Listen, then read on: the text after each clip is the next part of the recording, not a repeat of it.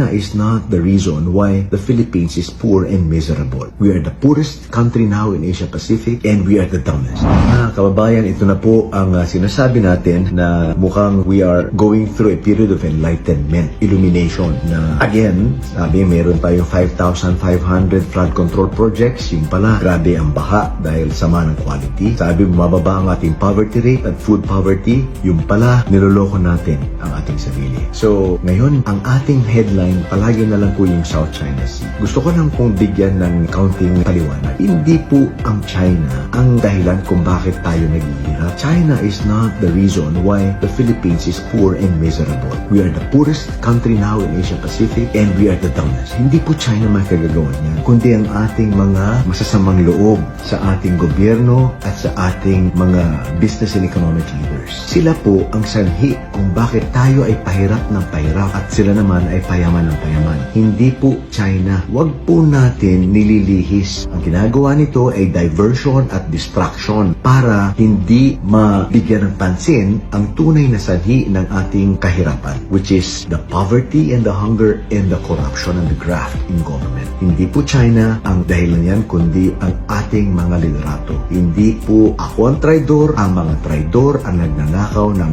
1 trillion pesos per year according to World Bank estimates. Sila po ang mga traidor.